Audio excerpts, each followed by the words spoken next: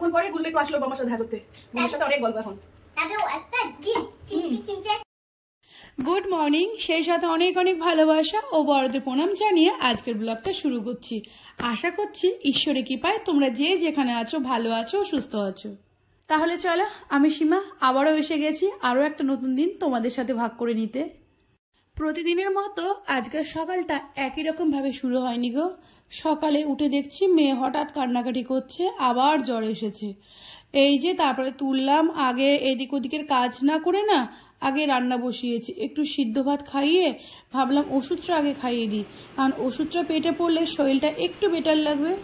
দেখো, যত কাজ থাকুক আর যাই থাকুক, সবার আগে আমি মা, তাই সন্তানের প্রতি কর্তব্য আমার অনেক বেশি। আমি কেন, প্রতিটা মাই আমার মতো ভাবে। তাই আজ না একটু ভালো লাগছে না। ভালো লাগে বলো? চাদর দেবো একটা? হ্যাঁ,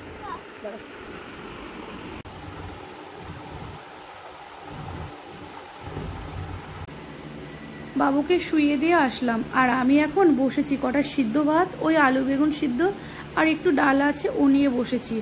গতদিন ওই শিবের মাথায় জল ঢেলেছিলাম, খুব খিদে পেয়েছে গো। মানে সেদিন তার অন্ন সেবা করিনি, ওই কলা সাবুতেই চলেছে।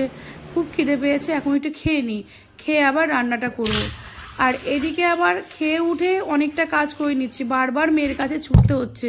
ভালো লাগছে না জানো রান্না করতে। মেয়েটাও বলছে মা আমার কাছে বসো, কিন্তু আমার সময় নেই। ওদিকে আজকে আবার তোমার দাদা আসেনি, কিন্তু আসবে, কিছুক্ষণের মধ্যে বাড়ি চলে আসবে। এদিকে কিন্তু আমার শরীরটাও ভালো না, গলার অবস্থাও ভালো না। সাউন্ড দিতে গিয়ে একটু সমস্যা হবে, সেগুলো তোমরা একটু অ্যাডজাস্ট করে নিও। আজ আবার চিকেন রান্না করছি। কর্তাও ছিল না, ঠাকুরপোও ছিল না, কিন্তু যেখান থেকে চিকেনটা নেওয়া হয় ওরাই পাঠিয়ে দিয়েছে। আমি অবশ্য ফোন করেছিলাম। কি বলতো, চিকেনটা না আমার মেয়ে আমি দুজনেই পছন্দ করি। মাছ আমার খুব একটা ভালো লাগে না, মেয়েটারও লাগে না। আচ্ছা বন্ধুরা, এবার একটু কাজের কথায় আসি। একদম ভুলে গেছি, প্রথমেই বলতে হতো, কিন্তু আবার এখন মনে পড়েছে বলে দিচ্ছি। সেটা হচ্ছে, আমার ব্লগটা যদি ভালো লাগে, যারা ইউটিউব থেকে দেখছো তারা একটু প্লিজ সাবস্ক্রাইব করো, আর যারা ফেসবুক থেকে দেখছো একটু ফলো করে দিও। মনটা আর মানলো না, আবার চলে আসলাম মেয়েটার কাছে। রান্না বসিয়ে আবার একটু দেখে আসি ও কেমন আছে না আছে। ওর পাপা থাকলে না আমার এই চাপটা থাকে না। আর বলো না গো, কোনো কিছুতেই ভালো লাগছে না। এবার চটজলদি রান্নাটা হলে বাঁচি, তাহলে কি বলো তো, ওকে একটু সময় দিতে পারবো। আর বাচ্চা কাচ্চা দেখলে মানে শরীর খারাপ হলে সব সময় মার কাছে থাকতে চায়। আর এই দেখো, মাংস তো বসিয়ে দিলাম, এরপরে মোচাটা করলেই হয়ে যাবে। কি খাবার?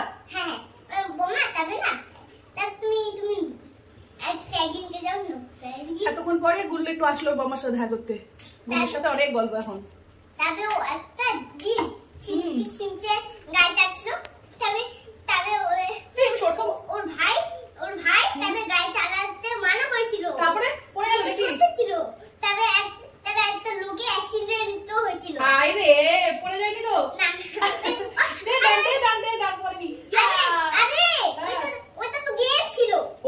আমি ভেবেছি সত্যি, কি পাগল আমি।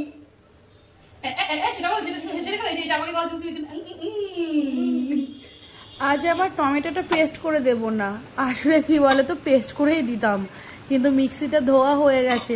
আর আলসেমির জন্য না আর করতে ইচ্ছে করছে না। এই দেখো মাংসর কালারটা, আর দেখো কি প্রচুর পরিমাণে জল বেরিয়েছে। এখনো কিন্তু কষা হয়নি। টমেটোগুলো ওপর দিয়ে দিলাম। সাধারণত পেস্ট করে দিই, পেস্ট করে দিলে কি বলতো গ্রেভি হয়, সেই সাথে কালারটাও সুন্দর হয়। চিকেনে আবার মানে একটু চিনি আমার কর্তা পছন্দ করে না, সেই সাথে অল্প একটু আলু দিলাম। আমাদের আবার আলু পছন্দ করে না, কিন্তু আমার আবার চিকেনে আলু ভালো লাগে। আর এদিকে গরম জলটা বসিয়ে নিয়েছি, গরম জলটা দিয়ে দেবো। আর এইদিকে মোচাটা এবার কাটলাম। মোচাটা আমার আগে করা দরকার ছিল, কিন্তু কি করব, সময় একসাথে সব করতে পারছি না, তাই যেটা আগে পারলাম সেটাই আগে করছি। দেখো, কাজগুলো যেহেতু আমাকেই করতে হবে, আমার সুবিধা মতো করাই ভালো, কি বলো? আমার এই সমস্যাটা শুধুমাত্র দিদি বোনরাই বুঝবে, তাছাড়া কেউ বুঝবে না। আর এই যে হয়ে গেছে আমার কষা মাংস, তেল ছেড়ে দিয়েছে। এখন কিছুটা কষা তুলে ফেলি। মেয়ে আগে বলে দিয়েছিল যে মা আজকে শুধু কষা খাবো। আর এদিকে গরম জলটা তো আগেই করে রেখেছিলাম, দিয়ে দিলাম। মাংস দেখবে কষা হয়ে গেলে না আর বেশি সময় লাগে না মাংস রান্না করতে। তারপরে আবার গরম জল করে দিয়েছি, কোনো সমস্যা নেই। জলটা দিয়ে আমি একটু মেঝেতে হাত পা ছড়িয়ে ফ্যানের তলে বসলাম। আমার রান্নাঘরে ভীষণ গরম। এবার আমি যে কষাটা তুলেছি মেয়ের জন্য, ওখান থেকে আমিও একটু টেস্ট করব। আমারও না কষা মাংস খেতে ভালো লাগে, তোমাদের কার কার ভালো লাগে অবশ্যই কমেন্ট করে বলবে, কিন্তু আমার ঝোলের থেকে কষাই ভালো লাগে। আর এই দেখো এইদিকে মাংস হয়ে গেছে। এবার আগে প্রায় এখন 1টা মতো বেজে গেছে, তো এখন আগে পিঙ্কিকে দিয়ে আসি। আর ওকে দিয়ে সাথে সাথে চলে এসছে, একদম সময় নষ্ট করিনি। এদিকে মোচাটা করব, কারণ কিছুক্ষণের মধ্যেই তোমাদের দাদা চলে আসবে। আর এই দেখো বলতে বলতে আমার রান্না শেষ হয়েছে, আমি রান্নাঘর থেকে বেরোবো, তখনই দেখছি আমার কর্তা ঘরে ঢুকছে। এসে তো মেয়ের কাছে দাঁড়িয়ে আছে। কি করবে বলো, বাচ্চা কাচ্চা শরীর খারাপ হলে কারোরই ভালো লাগে না, আর আমরা যা সহ্য করতে পারি সেটা তো ওরা পারে না। ওদিকে তো দেখলেই পুজোর বাসনটা মেজে আনলাম, আর টেবিলটা পরিষ্কার করা হয়েছিল না, এখন একটু ভালো করে পরিষ্কার করে রান্নাঘরটা আর একটু পরিষ্কার করব। আর 2টো মাত্র বাসন আছে, ওইগুলো পরিষ্কার করে স্নানে ঢুকবো। স্নানটা করা হয়ে গেলেই পুজোর মানেই খাওয়া দাওয়া। মেয়েটা এখনও ঘুমিয়ে আছে, ওকে আর তুললাম না, কারণ ওর খুব মাথা যন্ত্রণা, তো তুললে আবার কান্নাকাটি করবো। আর একটু ঘুমিয়ে নিক, তারপরে গা হাত পা মুছিয়ে কিছু একটা খাইয়ে দেবো, কারণ দুপুরে ওষুধটা আছে। তাই আমি ভাবলাম কি, তাহলে এক কাজ করি, আমি স্নান টান করে আগে পুজো টুজো দিয়ে নিই। আর আমার কর্তা মশাই উনি আবার বাইরে কিছু খাননি, আমি জানি খিদে পেয়েছে, তো ওনাকেও খেতে দিয়ে তারপরে মেয়েটাকে তুলবো। মেয়েটাও দেখছি কিছুতেই উঠছে না।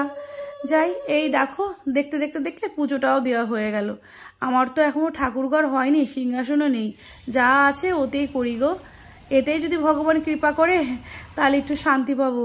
আর এই দেখো তুলসী মন্দিরও নেই আমার, একটা টপে আমি তুলসী গাছ লাগিয়ে পুজো করি। কি করব বলো, ঈশ্বর যা দিয়েছে, যেটুক দিয়েছে সেইটুকুই এখন গ্রহণ করছি। যদি ঈশ্বর চায় পরে আরও অনেক কিছুই হবে। আর এইদিকে জামা কাপড় কেচে দিয়েছে, ও এসে কেচে দিয়েছে বাবা, তার মধ্যে আবার কটা পয়সা পেলাম গো। পয়সাই পাই বুঝলে, টাকা আর পাই না, এত ভাগ্য আমার না গো। আর তোমরা পাও জামা কাপড় কাচার সময়? পেলে তো খুব ভালো লাগে বলো। আমার শাশুড়ি মাকে দেখতাম 5 টাকা পেলেও কি খুশি হতো। এবার দিয়ে দিলাম পুজোর প্রসাদটা, ওই যে মহাদেবের মাথায় জল ঢেলেছিলাম, পুজোর প্রসাদটা ছিল, সেটা ওর জন্য রেখে দিয়েছিলাম। এবার আমার কর্তাকে খেতে দিই।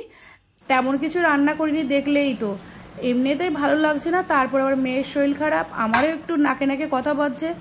আর বলো না, এইভাবেই চলছে। এদিকে আর বৃষ্টি হচ্ছে, অথচ কিন্তু গরম কিন্তু কম নেই, গরম সেই একই। হয়ে গেল আমার দুপুরের খাওয়া দাওয়াটা। তারপরে ওকে তুলে আচ্ছা করে সর্ষের তেল মালিশ করেছি, মাথায় দিয়ে গায়ে হাত পায়ে দিয়ে ভালো করে মাথাটা ধুয়ে গা হাত পা মুছিয়ে দিলাম। এবার ওকে বসিয়ে বলবো একটু ফোন দেখ, মানে এতটাই শরীর খারাপ, সারাদিনে একটু ফোন দেখছে না। তারপরে ফোন দেখিয়ে দেখিয়ে একটু খাইয়ে নেবো, নাহলে একদম খেতে চাইছে না বুঝলে। বাচ্চা কাচ্চা আবার ফোন চললে ফোনের দিকে মাইন্ড থাকে। ওকে খাইয়ে ওষুধ খাইয়ে বললাম একটু বাইরে বস, সেই সকাল থেকে ঘরের মধ্যে আছে। ওকে একটু বাইরে বসতে দিলাম, আমিও একটু বসলাম, সেই সাথে একটু ক্যামেরাও করলাম। তারপর একটু বসলাম বুঝলে। বসার পরে এসে আবার দেখছি যে বাবা এইদিকে আবার তালের বড়া দিয়ে গেছে, প্রায় শেষও করে ফেলেছে। ওখান থেকে আমিও একটা ভাগ নিলাম। কি বলতো, আসলে আমি নিচে ছিলাম না, আমি ওপরে ছাদে চলে গেছিলাম, আমার ভালো লাগছিল না, তাই একটু লাইভ ভিডিও করছিলাম।